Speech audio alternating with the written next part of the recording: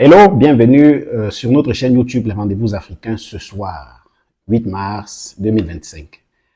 En fait, on va parler de la BAS, B-A-S, Brigade Anti-Sardinat. C'est un groupe, je ne sais pas si on va nommer ça groupe camerounais, oui, parce qu'il est constitué essentiellement des Camerounais. C'est un groupe camerounais qui est né du côté de la diaspora en Europe. Après les élections de 2018, les élections présidentielles de 2018 qui avaient fait un désordre et qui avait été revendiqué par l'opposition, Maurice Kamto et Cabral Liby et Joshua aussi. Après cette vague de revendications au Conseil constitutionnel qui avait donné espoir aux Camerounais, parce que les Camerounais se disaient qu'enfin, ils devaient avoir un changement dans leur pays, le Conseil constitutionnel avait décidé irrécevable les requêtes en annulation des élections ou alors, je ne sais pas, tout ce qu'il y avait comme requête formulée par les partis d'opposition face au président Paul Biya. Indigné, la brigade anti-sardinat est née. Brigade anti-sardinat, c'est en fait les sardinats, pour ceux qui ne connaissent pas, les Africains qui sont là, de d'autres pays qui ne savent pas, on appelle sardinat tous ceux qui sont partisans du président Paul Biya, actuel président camerounais. Donc tous ceux qui sont partisans de Paul Biya sont appelés au Cameroun les sardinats. De l'autre côté, il y a les tontinats qui sont les partisans de l'historique opposant Maurice Kamto. Donc, on ne va pas parler des tontinats aujourd'hui. On fait cette vidéo pour parler de la brigade anti-sardinat. Donc, leur rôle, c'est quoi? Leur objet, c'est quoi? Quand ils ont été créés, ils ne sont pas formels. C'est pas une brigade. Bref, c'est une brigade créée, une base avec un bien structuré. Vous voyez, donc ils sont en Europe, ils sont bien structurés. C'est-à-dire quand ils veulent manifester, ils manifestent normalement et bien. Ils ont des autorisations pour manifester, contrairement au Cameroun où on n'a pas d'autorisation à manifester quand on veut faire quelque chose qui va à l'encontre, par exemple, du gouvernement en place. On ne manifeste généralement, c'est facile de manifester lorsque ce que vous voulez faire va, dans les éloges, va conforter le gouvernement ou alors le pouvoir en place. Si vous avez des choses qui sont contre, qui vont à l'encontre de la volonté du pouvoir en place, alors il vous sera tout simplement interdit de manifestation. Donc la brigade anti-sardinat a décidé d'agir à l'extérieur. Donc, puisque vous ne voulez pas autoriser que les libertés fondamentales soient manifestées facilement au Cameroun, nous aussi, on va vous traiter comme tel quand vous viendrez en Europe. Parce qu'en Europe, la brigade anti-sardinat s'est dit, bon, ici, c'est pas le gouvernement camerounais qui décide. Donc, du coup, on peut avoir les autorisations de manifestation ici et nous, on va faire nos manifestations. Voilà. Donc, même si des fois, ils mettent un peu de violence, même pas un peu, bon, ils mettent de la violence. On se rappelle la fois où ils ont bastonné, ils ont boxé, ils ont violenté Steve Fa et beaucoup d'autres actes de violence que, en principe, personne de bien constitué, normalement constitué, ne peut applaudir. C'est ça. Donc, c'est des actes de violence proprement dits. Beaucoup de personnes cherchent à coller cette base, la brigade anti-sardinat, à Maurice Kamto. Et Maurice Kamto a toujours décidé, a toujours fait des sorties pour dire « Je ne suis pas concerné, ça ne me regarde pas. Ne me collez pas, ces gens-là, je ne les connais pas. » Ils revendiquent leur cause à eux. Causes qui, des fois, peuvent être nobles, mais moi, personnellement, je ne les connais pas. Maurice Kamto ne s'est jamais fatigué de le rappeler. Donc, tout récemment, lors de la dédicace d'un livre du Renouveau à Paris, par le ministre de la Jeunesse. Le livre, c'était quoi? Bon, on sait que c'était un livre du Renouveau, donc probablement un livre qui parlait du renouveau, sûrement du gouvernement, des bonnes actions qu'il soi-disant devait avoir déjà fait au Cameroun. Voilà, donc un livre dans ce sens-là. Et il présentait, c'était sa sortie à Paris et le ministre de la Jeunesse s'est déplacé pour aller gérer cela. La brigade anti-sardinat, c'est des Camerounais, ils se sont dit, mais à quoi, c'est quoi ce film? Ils ont décidé de boycotter et de faire boycotter, afin de disperser tous ceux qui étaient en salle. Ils sont entrés, ils se sont invités en salle et ils ont été puisque je ne sais pas s'ils ont des autorisations de manifestation, mais on les a laissés entrer, voilà, comme ça. Peut-être parce qu'on sait qu'ils sont très violents, et puis bon, autant mieux les laisser entrer, ou alors, mais je pense qu'ils doivent avoir des autorisations de manifestation, parce que je ne suis pas sûr qu'il n'y avait pas il y avait des gardes, il y avait même la police probablement, mais comment est-ce qu'ils réussissent toujours à entrer dans des endroits, que ce soit des endroits publics ou pas, ils réussissent toujours à entrer, mais comment? Donc, ils se sont invités, ils sont entrés, ils ont saccagé, ils ont versé, ils ont enfariné tout le monde, tous ceux qui étaient là-bas en cravate et tout et tout. Finalement, ce n'est même pas le fait d'enfariner qui est dangereux, non, pas dangereux, qui est inquiétant dans l'histoire, c'est que c'est des Camerounais qui sont là, qui pour la plupart ont grandi au Cameroun, qui pour la plupart sont attachés au Cameroun. C'est pas des déracinés culturels, c'est pas des Camerounais qui sont partis en Europe quand ils avaient 5 ans et ils ont grandi jusqu'à l'âge là. Non, c'est des Camerounais que leur passé est très récent, ils étaient au Cameroun. Ils n'ont même pas fait pour la plupart 10 ans en Europe, pour la plupart. Donc, du coup, il est inconcevable. Tous, ils ne connaissaient pas qui est le ministre de la Jeunesse. Donc, ils étaient en train de chercher le ministre de la Jeunesse. Mais si vous entendez la vidéo telle qu'on vous a fait écouter au début, et on va vous la faire écouter encore même tout de suite. Écoutez bien, vous allez voir, écoutez que dans la vidéo, il est où? C'est lui, ce n'est pas lui, c'est celui-là. On doute, on ne le connaît pas, on ne connaît pas le ministre de la Jeunesse. Des jeunes Camerounais, c'est des jeunes, mais ils ne connaissent pas le ministre de la Jeunesse. Ils sont allés le chercher, ils ont finalement enfariné d'autres personnes. Et finalement, je ne sais pas, c'est par ricochet seulement qu'on se retrouve à avoir enfariné le ministre, parce qu'ils enfarinaient tout le monde, ils doutaient même qui est qui, voilà. Une chose est arrivée. Je vous laisse regarder d'abord et on continue après. Laissez-les entrer. Ouvrez la porte! Ouvrez la porte!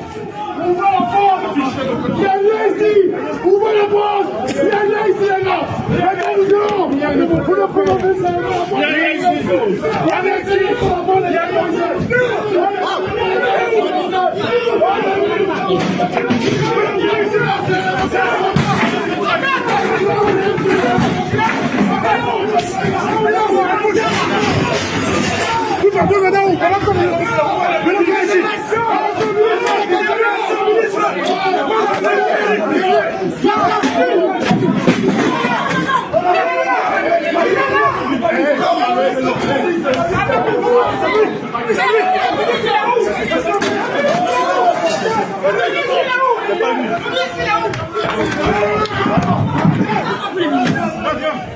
Voilà, après cette seconde fois, vous avez bien remarqué, ils ne savaient pas qui était le ministre de tous ceux qui étaient en salle. Donc, ils enfarinaient aussi en désordre tout le monde. Quelque chose se passe. Comme d'habitude, on a accusé Maurice Kamto. Bon, on l'accuse systématiquement quand il y a ce genre d'acte. C'est la politique. Chacun essaie de faire des coups bas en dessous de la ceinture comme il peut. Et Maurice Kamto, pour le moment, ne s'est pas encore réellement prononcé. Mais on sait déjà quel discours il va tenir parce que Maurice Kamto a toujours dit que ces gens ne sont pas de la base. Ces gens ne sont pas de la base. Il y a un communiqué qui circule. Je vous affiche le communiqué en écran. Ce communiqué est un fake. Donc, ne vous leurrez pas. C'est un communiqué fake. C'est un faux communiqué. Donc, Maurice Kamto, ni Maurice Kamto, ni ses partisans ne se sont encore prononcés par rapport à cet incident. Donc, faut pas qu'on se laisse manipuler. C'est un fake. Je répète, c'est un fake. Donc, la question est la suivante. Est-ce que ces gars ont raison? Parce que quand on lit le communiqué quand même, au fond, on sent un certain esprit dans le communiqué qui tend à reconnaître quand même à légitimer quand même le ras-le-bol des Camerounais qui sont de la base, qui ont commis ces actes, même si le communiqué, sans le dire de façon très claire, est en train de, vous voyez, de dénoncer la méthode. Mais sans le dire de façon très claire, on dirait qu'ils encouragent la base à ne pas baisser les bras, à bouger et à rendre la vie dure aux membres du gouvernement, mais qu'ils disent au même moment que bon, nous ne vous encourageons pas dans vos méthodes, mais c'est vous qui choisissez vos méthodes, faites les méthodes dont vous voulez, sans dire non, sans dire oui, mais d'une façon claire, on se désolidarise de la méthode. La méthode concerne la base, mais l'éthique, l'esprit en général est légitime d'après le communiqué et d'après même l'esprit en général de beaucoup de Camerounais. Du coup, vous connaissez Steve Fa. Steve Fa, je ne sais pas comment ça s'est passé, mais patriote, il dit qu'il est patriote, patriote de son État, a donc regroupé en un laps de temps, en un temps record, tout ce que vous êtes en train de voir actuellement là. Donc voilà, Silva qui manifeste, il manifeste et il est en train de dire son ras-le-bol parce qu'il était victime. Rappelez-vous, beaucoup de personnes vont se dire c'est un sardinat, Silva, il a fait ci, il a fait ça, il est manipulé, il a été payé pour faire ci. Bon, ça c'est ce que les gens vont dire, mais il ne faut pas perdre de vue que Steve Fa a été victime de ces gars. Donc le traumatisme peut justifier la position de Steve Fa actuellement. Si on justifie la position des gens de la brigade anti-sardinat, parce qu'ils se disent, parce qu'ils disent qu'ils sont lésés, ils ne sont pas écoutés, ils ne sont pas entendus, on devrait tout simplement aussi facilement légitimer la position de Steve Fa, qui a été bastonné par ces gens-là il y a quelques années à Paris ou à Bruxelles, un truc comme ça. Donc, c'est légitime. Steve Fa est frustré. Steve Fa a encore ce traumatisme en lui. D'où sa réaction. Je vous laisse écouter l'intégrale de sa vidéo qui ne dure qu'une seule minute. Écoutez son message et juste après, on clôture la vidéo. Je suis sûr que vous êtes surpris de nous voir. On ne pouvait pas laisser cet acte passer comme ça. Il s'agit d'un énième affront. Ces gens, ce qu'ils font n'est plus au niveau de la violence. Il s'agit des terroristes. Nous sommes venus le dire comme tel. Les photos que vous voyez, c'est les photos de ces terroristes-là. C'est des enfants camerounais, c'est des égarés. C'est vrai, c'est des égarés. Mais ils nous ont prouvé à maintes reprises qu'ils peuvent se comporter comme des terroristes. Alors, on va les... Qu'est-ce qu'on fait? On va les considérer comme des Boko Haram. Aussi simple que ça. Voilà. Donc, chers responsables du MINJEC, ils sont venus voir notre ministre qui a été adressé en Belgique afin de lui dire un mot. Patriote! Non! Patriote! Non! Patriote! Non! On espère que si on entend l'hymne national aujourd'hui... Est-ce que c'est à encourager? Point d'interrogation. Qui est encouragé? La brigade anti-sardinat pour ce qu'ils ont fait au ministre de la Jeunesse? Point d'interrogation. Steve Fa parce qu'il le soutient, il le rejette, il dénonce ces actes parce qu'il avait été victime et il dit que si ces actes continuent comme ça, ce n'est pas l'esprit camerounais et c'est des terroristes. Point d'interrogation. Est-ce qu'il faut aussi aller à les qualifier déjà de terroristes? Point d'interrogation. Qu'est-ce que le gouvernement même dit? Beaucoup de personnes disent que Paul Biya devrait, que Kamto devrait se prononcer, se désolidariser ou alors prendre à reconnaître les actes. Si c'est, voilà, bon. Point d'interrogation. Est-ce qu'il devrait le faire? Point d'interrogation. Qu'est-ce que le président Paul Biya même a fait? Est-ce que le président Paul Biya lui-même a réagi? Parce que on voit le gouvernement réagir, mais il faut qu'on se rappelle et on ne garde pas de vue, on ne lâche pas de vue que le président Paul Biya, le gouvernement, ce n'est pas le président Paul Biya. Je pense que le ministre de l'administration territoriale à Tangadi a fait un brossing très, il ne s'est pas attardé, n'a pas fait un communiqué spécifique et spécial pour cela. Donc, on peut tout simplement dire que le gouvernement camerounais même ne s'est pas encore prononcé. Mais pourquoi est-ce qu'on insiste et on insiste? N'est-ce pas une façon de pousser peut-être à l'erreur? Je ne sais pas trop quoi. Pourquoi on insiste que l'opposant Maurice Kamto se prononce sur cette histoire? Pourtant, le président de la République lui-même, le président de la République qui est garant des institutions et qui est le boss, le responsable direct du ministre, bon, il y a le premier ministre et puis bon, qui est garant de tout cela, parce que c'est des Camerounais et c'est à l'étranger, il s'agit de la diplomatie, il s'agit de l'image du Cameroun. Le président camerounais lui-même ne s'est pas exprimé dessus. Donc, est-ce que ces actes sont tellement banals? Est-ce que c'est des actes qui ne nécessitent pas une attention particulière? Ben, si le président de la République ne s'exprime pas dessus, qui est Maurice Kamto? Ça, c'est une question, point d'interrogation. Qui est Maurice Kamto pour pouvoir s'exprimer dessus? Bon, on comprend que beaucoup de Camerounais sont habitués à ce que Maurice Kamto prenne la parole sur tout ce qui est fait politique, géopolitique, sociaux et tout. Oui, ça, c'est ce qu'il a donné comme personnalité et comme personnage, on comprend.